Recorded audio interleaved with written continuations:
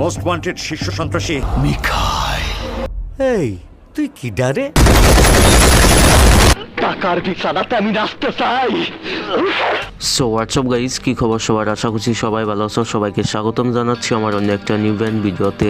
আর আজকের ভিডিওতে আমরা দেখব শাকিব খানের গ্যাংস্টার চরিত্রগুলোর মধ্যে কোন ক্যারেক্টার সব থেকে বেশি পাওয়ারফুল, কোন গ্যাংস্টারের চরিত্রে শাকিব খান সব থেকে বেস্ট পারফরমেন্স করেছে। তো চলো বেশি দেরি না করে ভিডিওটা শুরু করা যাক। ওকে গাইস, নাম্বার 7 খনি শিকদার। আমারে মাফ করে দিন বড় ভাই, আপনি পয়সা থাকলে আমার কিছু হইব না। টাকার বিছানাতে আমি নাচতে চাই। ওকে গাইস, ভিডিওর নাম্বারিংগুলো শুধুমাত্র ভিডিওটা বানানোর সুবিধার্থে করা হয়েছে, কে বেশি পাওয়ারফুল সেটা দেখে নয়। ওকে গাইস, এই সিনেমাটিতে শাকিব খানকে গ্যাংস্টারের চরিত্রে দেখা যায়, আর এই সিনেমাটি আরশাদ শিকদার নামের একজন রিয়েল লাইফ গ্যাংস্টারের জীবনী নিয়ে বানানো হয়েছে। এই সিনেমাতে শাকিব খান যে পারফরমেন্স দিয়েছে সেটা তুফান, বরবাদ অ্যান্ড তাণ্ডবের চেয়েও আমার মতে অনেক অনেক বেস্ট। কারণ শাহজাহান শিকদারের চরিত্রে শাকিব খানকে অনেক পাওয়ারফুল দেখানো হয়েছে।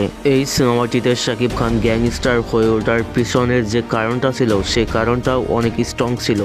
যেমন প্রথমে সে চুরি চামারি করে এবং চুরি চামারি করতে গিয়ে ধরা পড়ে, পাবলিকের প্যাদানি খায়, এরপর জেলে যায় এবং তার মাও মারা যায়। এরপর থেকে যে শাকিব খানের মধ্যে একটা টাকা কামানোর নেশা জন্মে, সেই নেশাটাই কিন্তু শাকিব খানকে গ্যাংস্টারে পরিণত করে। সো মূল কথা, একজন গ্যাংস্টারের যে ক্ষুধা থাকে সেই ক্ষুধাটা কিন্তু এই সিনেমাটিতে খুব ভালোভাবে ফুটে উঠেছিল। ওকে গাইস, নাম্বার 6 ক্যাপ্টেন খান। রয়্যাল বেঙ্গল টাইগার কুত্তার মতো মরে না। তোদের মতো কুত্তাদের হাতে এত পাওয়ার নেই যে ক্যাপ্টেনকে মারে। ওকে, ক্যাপ্টেন খান সিনেমাটা কিন্তু সুরিয়ার আঞ্জাম সিনেমা থেকে রিমেক করা হয়েছে। রিমেক সিনেমা হলেও শাকিব খানের অ্যাক্টিং ছিল অনবদ্য। অ্যান্ড গাইস, এই সিনেমাটিতে কিন্তু মিশা সওদাগরকে নতুন রূপে দেখা গিয়েছিল, কিন্তু সিনেমাটার রিমেক হওয়ার জন্য কিন্তু এই সিনেমাটা বক্স অফিসে মার খেয়ে গিয়েছিল। এবং এই সিনেমাটিতে শাকিব খানকে যতটা পাওয়ারফুল দেখানো হয়েছিল ততটা কিন্তু পাওয়ারফুল লাগেনি, কারণ সবাই তার আগেই সুরিয়ার আনজান সিনেমাটি দেখে ফেলেছিল। ওকে গাইস, এই লিস্টের নাম্বার 5-এ রয়েছে ডাকার কিং। মা বাবা শখ করে আমার নাম রেখেছিল আলী হায়দার সালেহীন। এখন এই শহরের সবাই আমাকে ডাকে ঢাকার কিং। এই সিনেমাটিতে শাকিব খানের অ্যাক্টিং, ডায়লগ ডেলিভারি এবং তার এক্সপ্রেশন দেখলেই বোঝা যায় যে এই সিনেমাটিতে শাকিব খানকে কতটা পাওয়ারফুল দেখানো হয়েছে। সিনেমাটির স্টোরি কিছুটা দুর্বল হলেও ওই সময় অনুযায়ী এটা ছিল একটা পারফেক্ট অ্যাকশন ধর্মী গ্যাংস্টার সিনেমা। ওকে গাইস, আমাদের এই লিস্টের নাম্বার 4-এ রয়েছে ডন নাম্বার 1।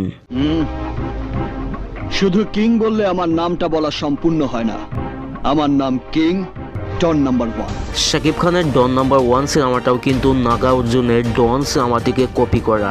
সেজন্য কিন্তু শাকিব খানকে ডন নাম্বার 1 সিনেমাটিতে যতটা পাওয়ারফুল দেখানো হয়েছিল ততটা মনে হয়নি, কারণ গাইস অডিয়েন্স তার আগেই নাগা অর্জুনের ডন সিনেমাটা দেখে ফেলেছিল।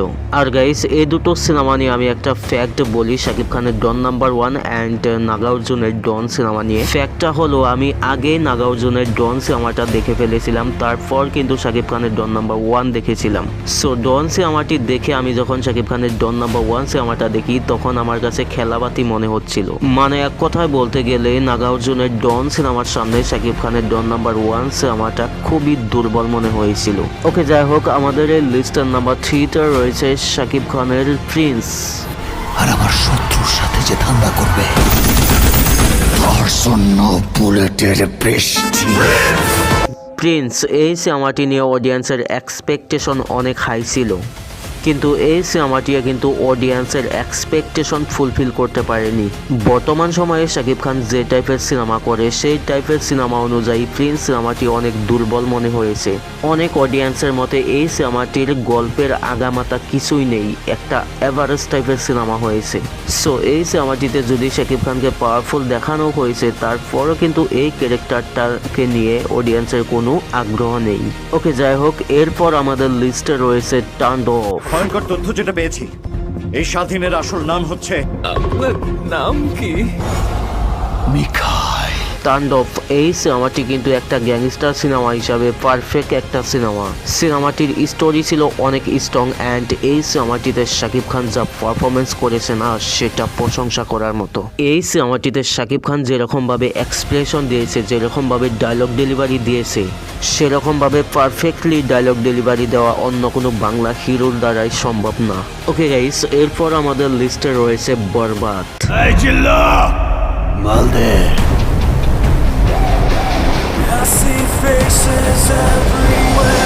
এই সিনেমাটিতে শাকিব খানকে একটা খারাপ গ্যাংস্টারের চরিত্রে দেখা যায়। মানে সে নেশা করে, রেপ করে, মানে যত খারাপ দেখানো যায় তত খারাপ দেখানো হয়েছে এই সিনেমাটিতে। এই খারাপ গ্যাংস্টার আরিয়ান মির্জা প্রেমে পড়ে নিতু নামের একটি মেয়ের। সেই মেয়ের প্রেমে পড়ে তার জন্য পুরো পৃথিবী ধ্বংস করে দিতে চায়। সে মেয়েটি যখন আরিয়ান মির্জাকে ধোঁকা দেয় তখন সে সেই মেয়েটিকেও মেরে ফেলে। সো সেই হিসাবে কিন্তু এই সিনেমাটিতে আরিয়ান মির্জাকে অনেক পাওয়ারফুল দেখানো হয়েছে। কিন্তু গাইস, এই সিনেমাটির সমস্যা একটাই, সেটা হলো সিনেমাটির এন্ডিং ভালো লাগেনি। সিনেমাটির এন্ডিংয়ে আরিয়ান মির্জা ফারহানকে পুড়িয়ে মেরে ফেলে। সেই আগুনে আরিয়ান মির্জা সিগারেট জ্বলায়। সিনেমাটির এন্ডিংয়ে শাকিব খান অ্যান্ড যিশু সেনগুপ্তর হ্যান্ড টু হ্যান্ড ফাইট স্কিনটা আরও স্ট্রং করার দরকার ছিল। কারণ ভিলেন যদি স্ট্রং না হয়, হিরোকে আপনি যতই পাওয়ারফুল দেখান সেটা কিন্তু পাওয়ারফুল বলে মনে হবে না।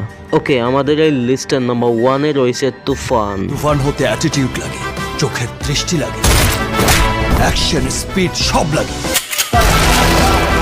এই সিনেমাটি একটা পারফেক্ট গ্যাংস্টার সিনেমা। এই সিনেমাটিতে শাকিব খানকে যতটা পাওয়ারফুল দেখানো হয়েছে, তার ডায়লগ ডেলিভারি এবং তার এক্সপ্রেশন ততটাই স্ট্রং ছিল। কিন্তু সিনেমাটির ক্যারেক্টার বিল্ড আপের পেছনের যে কারণটা ছিল, সেই কারণটা ছিল খুবই দুর্বল। ছোটবেলায় তুফানের বাবাকে মেরে ফেলা হয় এবং তুফান তার বাবার খুনিকে মেরে গ্যাংস্টার হয়ে যায়। তুফান গ্যাংস্টার হয়ে ওঠার পেছনের কারণটা আরো স্ট্রং দেখানোর দরকার ছিল। আর একটা পয়েন্ট যেটা এই সিনেমাটির সব থেকে দুর্বল পয়েন্ট, সেটা হলো এই সিনেমাটিতে কোনো স্ট্রং ভিলেন দেখানো হয়নি। কিন্তু গাইস, একটা কথা মানতে হবে যে এই সিনেমাটির এন্ডিংটা ছিল খুবই স্ট্রং। সিনেমাটির এন্ডিংয়ে তুফান মরেছে না শান্ত মরেছে সেটা কিন্তু এখনো কনফার্ম নয়। সেটা হয়তো কনফার্ম হবে তুফান 2-তে। সো আমার মতে শাকিব খান যতগুলো গ্যাংস্টারের চরিত্র করেছে, সেই চরিত্রগুলোর মধ্যে সবথেকে পাওয়ারফুল চরিত্র হচ্ছে তুফান। অ্যান্ড গাইস, নাম্বার 2-এ আমি রেখেছি মিখাইলকে, মানে তাণ্ডবকে। অ্যান্ড গাইস, নাম্বার 3-তে রেখেছি খনি শিকদারকে। অ্যান্ড নাম্বার 4-এ রেখেছি আরিয়ান মির্জাকে। ওকে গাইস, এখন তোমাদের মতে কোন ক্যারেক্টারটা সব থেকে বেশি পাওয়ারফুল তোমরা কমেন্টে জানাও। অ্যান্ড গাইস, শাকিব খানের গ্যাংস্টার সিনেমাগুলোর মধ্যে তোমার কোন সিনেমাটা ফেভারিট সেটাও কমেন্টে জানিও। ওকে, দেখা হচ্ছে নেক্সট কোনো ভিডিওতে। ততক্ষণে ভালো থাকো, সুস্থ থাকো, টেক কেয়ার, বাই।